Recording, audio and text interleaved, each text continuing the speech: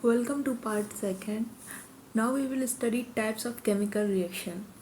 First one is combination reaction. The reaction in which two or more reactant combine to form a single product is called combination reaction.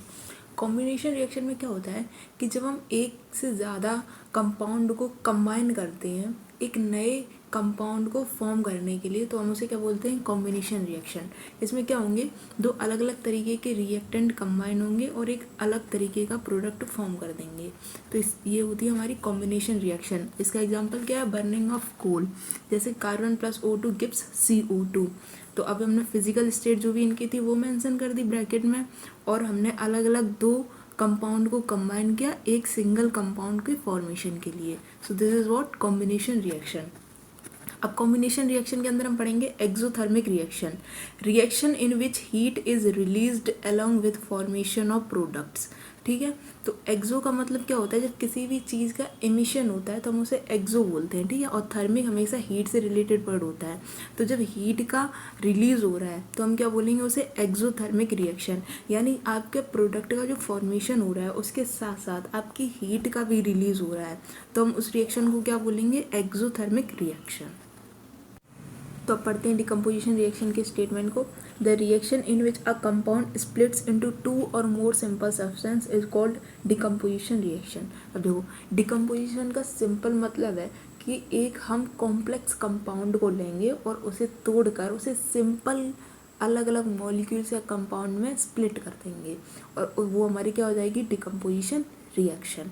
अब देखो, वैसे क्या है हमारी thermal decomposition. अब देखो, thermal से हम पहले जानते थे कि एनीथिंग रिलेटेड टू हीट, उसे हम क्या बोलेंगे, थर्मल डिकम्पोजिशन।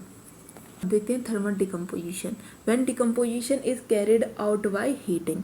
तो जब हम हीटिंग की हेल्प से डिकम्पोजिशन करेंगे, यानी हीटिंग की मदद से जब हम किसी कंपाउंड को तोड़ने की कोशिश करेंगे, तो हम उसे क्या बोलेंगे, थर्मल डिकम्पोजिशन। अब उसका एग्जाम्पल क्या है, ferrous sulphate gives ferrous oxide plus sulphur dioxide plus sulphur trioxide. ठीक है, तो ये हमारी क्या हो गई, थर्मल डिकम्पोजिशन हो गई, क्योंकि ये रिएक्शन हीट की प्रेजेंस में हो रही है। अब हीट प्रेजेंट है तो हीट की हेल्प से इस कंपाउंड को तोड़ा जा रहा है अलग अलग मॉलिक्यूल्स या सिंपल सब्सटेंसेस में। तो ये हमारी क्या होगी, थर्मल डिकम्पोजिशन। उसी के तरीके से आपके दो एग्जाम्पल दिए हुए हैं और दोनों इंपॉर्टेंट है। अब हम पढ़ते हैं इलेक्ट्रोलिटिक डिकम्पोजिशन। अब देखो, इलेक्ट्रोलिटिक यानी कुछ भी इलेक्ट्रिसिटी से रिलेटेड है। तो अब जिस तरीके से हमने थर्मल डिकम्पोजिशन में हीट की हेल्प से कंपाउंड को तोड़ा था, उसी तरीके से हम इलेक्ट्रोलिटिक डिकम्पोजिशन में इलेक्ट्रिसिटी को पास करा के एक किसी भी कंपाउंड को तोड़ेंगे। When decomposition is carried out by passing electricity. ठीक है, अब उसका एग्जाम्पल क्या हो गया हमारा, 2H2O in the presence of electric current gives 2H2 plus O2। तो हमने इलेक्ट्रिक करंट के थ्रू 2H2O को ब्रेक करवा दिया अलग अलग दो मॉलिक्यूल्स में, 2H2 प्लस O2। ठीक है, तो ये क्या होगी हमारी इलेक्ट्रोलिटिक डिकम्पोजिशन। तो डिकम्पोजिशन रिएक्शन के अंदर दो तरीके की डिकम्पोजिशन है, एक तो क्या है हमारी थर्मल डिकम्पोजिशन और एक हमारी क्या है, इलेक्ट्रोलिटिक डिकम्पोजिशन। थर्मल डिकम्पोजिशन में क्या होगा कि हम हीट की हेल्प से किसी भी कंपाउंड को ब्रेक डाउन कराएंगे, जबकि इलेक्ट्रोलिटिक डिकम्पोजिशन में क्या होगा कि हम इलेक्ट्रिक करंट को पास करा के किसी भी कंपाउंड को स्प्लिट कराएंगे। ठीक है, उसके बाद हमारा एक और पॉइंट है, वो क्या है हमारा फोटोलिटिक डिकम्पोजिशन। अब देखो, फोटो वर्ड कहीं भी आता है तो आप डायरेक्ट उसे सनलाइट से कनेक्ट कर दो और फिर उससे रिलेट करके पढ़ो। फोटोलिटिक डिकम्पोजिशन सीधा समझ में आ रहा है, फोटोलिटिक से कि कुछ भी सनलाइट के प्रेजेंस में हो रहा है, यानी अब हम सनलाइट की हेल्प से किसी भी कंपाउंड को स्प्लिट करेंगे। तो फोटोलिटिक डिकम्पोजिशन में क्या होगा, when decomposition is carried out in the presence of sunlight. ठीक है, तो हम सनलाइट की हेल्प से किसी भी मॉलिक्यूल को स्प्लिट करवाएंगे अलग अलग सिंपल सब्सटेंस में। अब फोटोलिटिक डिकम्पोजिशन के एग्जांपल क्या है, silver chloride gives silver plus chlorine. तो सिल्वर क्लोराइड को हमने ब्रेक किया किसमें, सिल्वर और क्लोरीन गैस में in the presence of sunlight.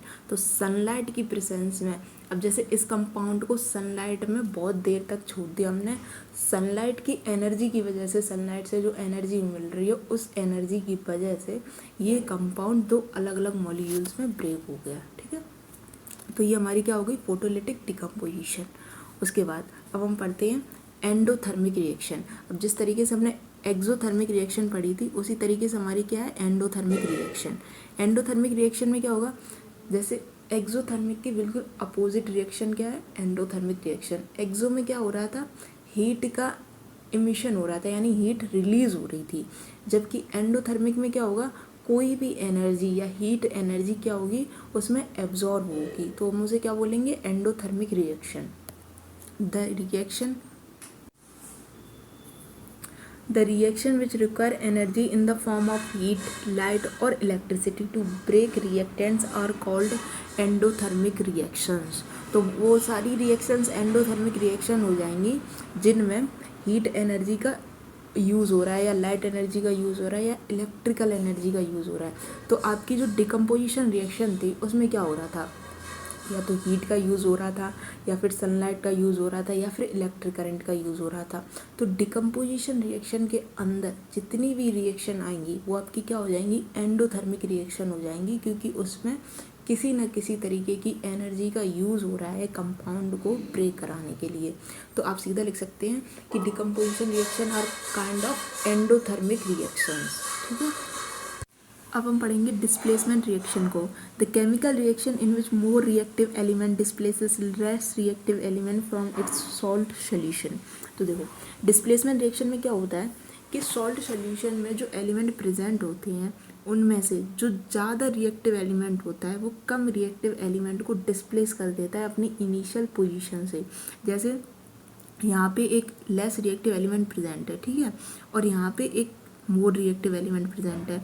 अब ये मोर रिएक्टिव एलिमेंट इस लेस रिएक्टिव एलिमेंट को डिस्प्लेस कर देगा और खुद इसकी पोजीशन ले लेगा। तो ये हमारी क्या होती है, डिस्प्लेसमेंट रिएक्शन। अब देखिए, iron plus copper sulphate gives ferrous sulphate plus copper. तो अब देखो, पहले रिएक्टेंट साइड में क्या प्रेजेंट था, आयरन प्रेजेंट था और कॉपर सल्फेट प्रेजेंट था। अब इसमें से जो लेस रिएक्टिव एलिमेंट थे वो डिस्प्लेस हो गए और मोर रिएक्टिव एलिमेंट ने उनकी जगह ले ली। जैसे यहाँ कॉपर सल्फेट में कॉपर प्रेजेंट था सल्फेट के साथ, लेकिन आयरन ज़्यादा रिएक्टिव था तो उसने कॉपर को डिस्प्लेस कर दिया और उसने वहाँ पे जगह ले ली। तो ये क्या फॉर्म हो गया, फेरस सल्फेट। तो इस तरीके से हमारी क्या होती है, डिस्प्लेसमेंट रिएक्शन। अब जो ये डिस्प्लेसमेंट हुई है उसकी वजह से कुछ चेंजेस आएंगे। वो चेंजेस ये हैं, the iron nail becomes brownish in colour by deposition of copper and blue colour of copper sulphate changes to dirty green colour due to formation of ferrous sulphate. तो देखो, जो ये फॉर्मेशन हुई है कॉपर सल्फेट से ferrous sulphate की, तो उसकी वजह से जो कॉपर सल्फेट का ब्लू कलर था वो डर्टी ग्रीन कलर में चेंज हो जाएगा। Now discuss double displacement reaction, a reaction in which nude compounds are formed by mutual exchange of ions between compounds। अब देखो, इसको सिंपली समझते हैं कि इसमें क्या होता है, एक कंपाउंड में एक पार्ट पॉजिटिव होता है और एक पार्ट नेगेटिव होता है, ठीक है। अब क्या होता है कि इनके पॉजिटिव और नेगेटिव पार्ट एक दूसरे से एक्सचेंज हो जाते हैं। जैसे इसमें ये एक पूरा कंपाउंड है आपका, इसमें ये वाला पार्ट क्या है, पॉजिटिव, ठीक है, और ये वाला पार्ट क्या है, नेगेटिव। इसी तरीके से इस कंपाउंड में ये वाला पार्ट क्या है आपका, पॉजिटिव, और ये वाला पार्ट क्या है आपका, नेगेटिव, ठीक है। तो अब क्या होगा कि ये आपस में एक्सचेंज हो जाएंगे इस साइड को। जैसे कि सोडियम के साथ क्या आ जाएगा आपका, पॉजिटिव पार्ट आ जाएगा क्लोरीन का, और बेरियम सल्फेट के साथ क्या होगा कि इसका भी पार्ट ऐसे आपस में एक्सचेंज हो जाएंगे। तो डिस्प्लेसमेंट रिएक्शन और डबल डिस्प्लेसमेंट रिएक्शन में आप इतना डिफरेंस याद रखेंगे कि डिस्प्लेसमेंट रिएक्शन में लेस रिएक्टिव डिस्प्लेस हो रहे थे मोर रिएक्टिव एलिमेंट से, जबकि डबल डिस्प्लेसमेंट रिएक्शन में पॉजिटिव नेगेटिव पार्ट आपको पहले सेपरेट कर लेने हैं और फिर उन्हें आपस में एक्सचेंज करा देना है प्रोडक्ट साइड पे। बस इतना सा आपको याद करना और आप सिंपली डिस्प्लेसमेंट रिएक्शन और डबल डिस्प्लेसमेंट रिएक्शन को डिफ्रेंशिएट कर पाएंगे और उस रिएक्शन को आप बना पाएंगे। पढ़ते हैं ऑक्सीडेशन एंड रिएक्शन। अब देखो, ऑक्सीडेशन में क्या होता है, the addition of oxygen to reactant, ठीक है। तो ऑक्सीडेशन में क्या होगा, या तो हम ऑक्सीजन को ऐड कर दें या फिर हाइड्रोजन को रिमूव कर दें, तो वो हमारा क्या हो जाएगा, ऑक्सीडेशन हो जाएगा, ठीक है। तो ऑक्सीडेशन करने के लिए या तो हम रिएक्टेंट साइड ऑक्सीजन को ऐड कर दें या फिर यहाँ पे पहले से कोई हाइड्रोजन प्रेजेंट होता, जैसे इस रिएक्शन में ये हाइड्रोजन प्रेजेंट है रिएक्टेंट साइड, इसको हमने क्या कर दिया, यहाँ पे अलग कर दिया है ना, दूसरे एलिमेंट के साथ हमने ऐड कर दिया, तो ये हमारा क्या हो गया, ऑक्सीडेशन। तो ऑक्सीडेशन को आप सिंपली याद रखो, या तो आप हाइड्रोजन को रिमूव कर दोगे या फिर ऑक्सीजन को ऐड कर दोगे, तो हमारा क्या हो जाएगा ऑक्सीडेशन। ठीक है, Cu+O2 in the presence of heat gives 2CuO। ठीक है, तो अब इसमें क्या हो रहा है, रिएक्टेंट साइड हमने ऑक्सीजन को ऐड किया और प्रोडक्ट में ऑक्सीजन इसके साथ कंबाइनली फॉर्म होगी, तो ये क्या हो गया हमारा ऑक्सीडेशन। अब यहाँ पे हमने क्या किया, हाइड्रोजन रिएक्टेंट साइड था तो उसे हमने क्या कर दिया, रिमूव कर दिया, दूसरे कंपाउंड के साथ ऐड कर दिया, तो ये हमारा क्या, एक कंपाउंड बन गया, तो ये हमारा क्या हो गया ऑक्सीडेशन, क्योंकि हमने कॉपर का ऑक्सीडेशन हो गया क्योंकि हमने इसके साथ जो हाइड्रोजन था उसे रिमूव कर दिया। ठीक है, अब देखो रिडक्शन में क्या होता है कि या तो हम ऑक्सीजन को हटा दें या फिर हाइड्रोजन को ऐड करते हैं। ठीक है, तो जस्ट अपोजिट है, the addition of hydrogen to reactant या फिर the removal of oxygen from a reactant. ठीक है, तो इस तरीके से हमारा क्या हो जाएगा रिडक्शन। तो ये तो हमारा हो गया ऑक्सीडेशन एंड रिडक्शन। अब हम पढ़ते हैं effects of oxidation in daily life. ठीक है, तो सबसे पहला इफ़ेक्ट क्या है, कोरोशन, और दूसरा इफ़ेक्ट क्या है, रेंसिडिटी। तो कोरोजन का मतलब क्या होता है, when a metal is exposed to moisture, air, acid etcetera for some time, a layer of hydrated oxide is formed which weakens the metal and hence metal is said to be corroded. ठीक है, तो जब किसी भी metal के ऊपर जंग लग जाती है, बहुत टाइम तक एक्सपोज करते हैं हम उसे ओपन सरफेस या ओपन इन्वायरमेंट में, जहाँ पे उसे मॉइस्चर भी मिल रहा है, एयर भी मिल रही है और एसिड वगैरह भी अगर मिल रहे हैं उसे, तो क्या होता है वो धीरे धीरे उसमें जंग लग जाती है, और उसे तो धीरे धीरे क्या होता है उसमें जंग लग जाती है और उसकी जो एबिलिटी होती है वो ख़त्म होने लगती है, और वो क्या होता है वीक पड़ जाता है धीरे धीरे, तो वो क्या होता है कोरोजन। ठीक है, तो rusting of iron, black coating of silver and green coating of copper.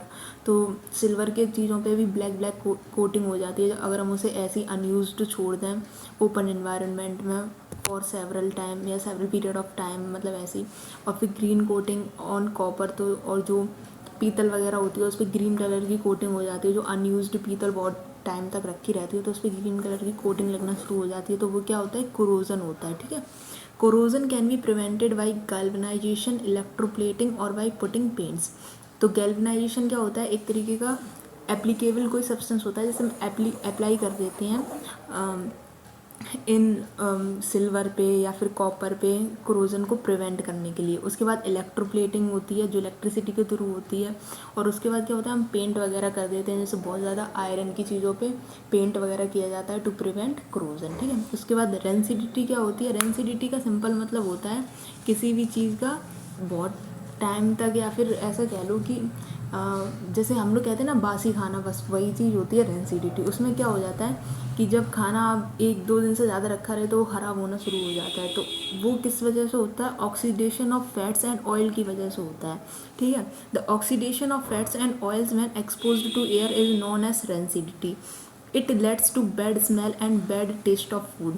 तो उस खाने से क्या ऑब्वियस सी बात है बैड स्मेल आती है और उसका टेस्ट भी कैसा बहुत ख़राब हो जाता है। ठीक है, तो अब उसे प्रिवेंट करने के लिए हम क्या करते हैं, हम उसे रेफ्रिजरेटर वगैरह में रख देते हैं प्रिवेंट करने के लिए, या फिर हम क्या करेंगे उसमें एंटीऑक्सीडेंट्स ऐड कर देते हैं। जैसे कुछ खाने को प्रिवेंट करने के लिए हम उसमें प्रिजर्वेटिव्स वगैरह डाल देते हैं ताकि वो बचा रहे। अचार वगैरह में प्रिजर्वेटिव्स डालते हैं तो रेंसिडिटी को प्रिवेंट करते हैं वो। Keeping food in air tight containers. अब जो बहुत सारा खाना ऐसा होता है जिसमें थोड़ी सी भी मॉइस्चर वगैरह पहुंच गया तो वो ख़राब होना शुरू हो जाता है, तो हम उसे एयर टाइट कंटेनर में रखते हैं ताकि मॉइस्चर वगैरह वहाँ तक ना पहुँचे, हवा वगैरह, तो वो खाना रेंसिडिटी से प्रिवेंट रहे। ठीक है, तो ये हमारा चैप्टर कंप्लीट हो गया। Thank you.